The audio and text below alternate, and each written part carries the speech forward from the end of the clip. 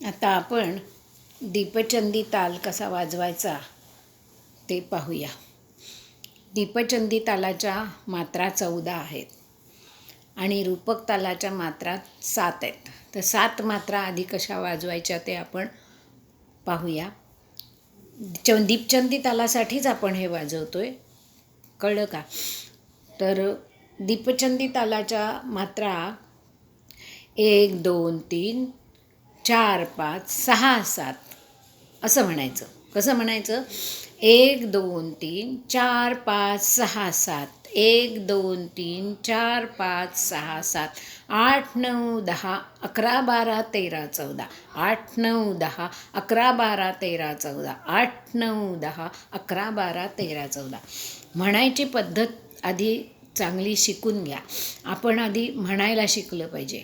1 2 3 4 5 6 7 8 9 10 11 12 13 14 1 2 3 4 5 6 7 8 9 10 11 12 13 14 असं म्हणलं म्हणजे काय होईल? आता ह्याच्यामध्ये बघा, पहिल्या आणि दुसऱ्या मात्रेवर ठोका आहे 1 2, मग 3 वर काही नाही, मग 4 5 मध्ये 4 वरती ठोका आहे आणि 6 7 याच्यामध्ये 6 वर ठोका आहे, 7 वर काही नाही.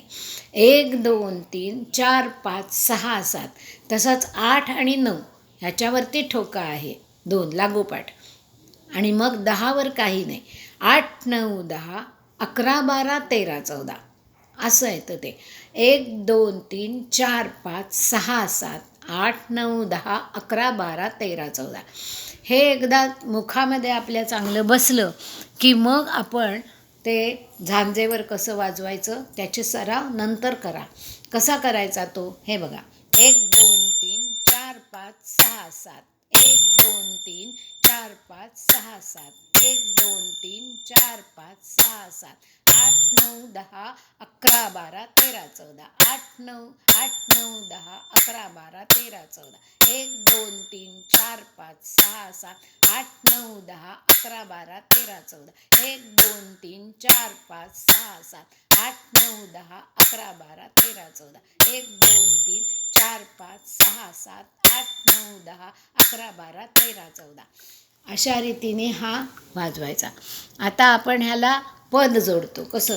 मुनीनो सुरानो त्यजा भीती सारी, मुनीनो सुरानो त्यजा भीती सारी, तुम्हासाठी मी हो मनुष्यावतारी, तुम्हासाठी मी हो मनुष्यावतारी, मुनीनो सुरानो त्यजा भीती सारी, त्यजा भीती सारी.